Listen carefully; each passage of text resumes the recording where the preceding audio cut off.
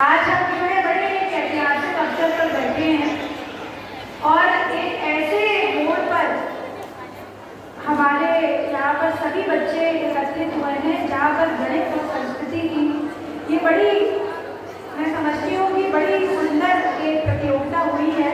और मुझे बताया गया है कि बहुत सारे school zone wise, district wise ऐसे बच्चे आए हैं और तब जाकर के 4-5 जो परफॉर्मेंस हमारे सामने हुई इसका चयन हुआ है।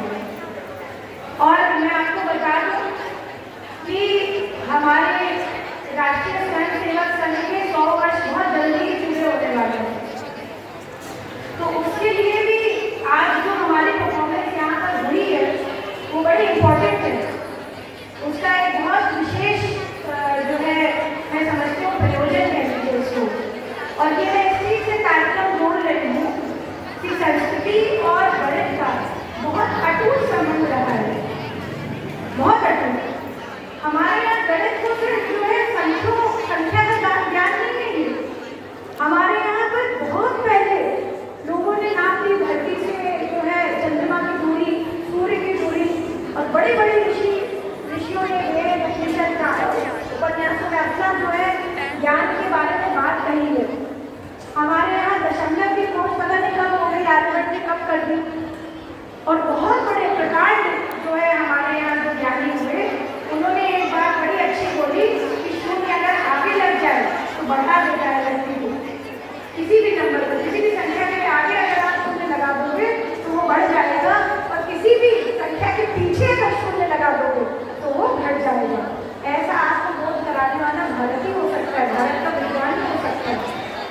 तो अपने इस समन्वय में मुझे लगता है हमें बड़ी गर्व की अनुभूति होनी चाहिए।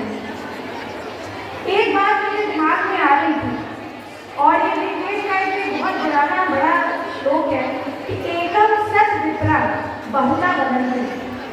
ऋग्वेद का 164वां श्लोक है। तो इसको बोला गया कि हमारा सत्य तो एक है, परंतु विद्वानों ने इसको अनेक रूपों में परिभाषित किया है, अनेक रूपों में व्यक्त किया है। और जो मैंने आपको कहा कि गणित भी यही करता है, ये विश्व के एक सत्य को संख्याओं, सूत्रों और तर्कों के माध्यम से जब व्यक्त करता है तब व्यक्ति को समझ में आता है कि गणित असल में है क्या। बहुत सारे लोगों पर खासतौर से बच्चियों के लिए ये नहीं कहना चाहिए क्योंकि महिला आयोग के उपाध्यक्ष में हूँ, पूरा उत्तर प्रदेश मेरे सामने आता है।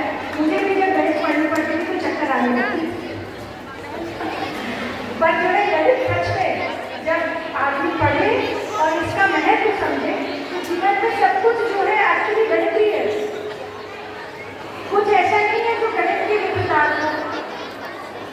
और आदिगुरु शंकराचार्य ने मुझे लगता है अपने अद्वैत की जो उन्होंने फिलॉसफी दी है, जो अद्वैत वेदांत में कहा है कि ब्रह्म सत्यम जगत मिथ्या जयो ब्रह्मो नवारः, उन्होंने यही सिद्धांत हमें समझाया कि हमारे पास जो ब्रह्म सत्य है उसी को हम जो है माने।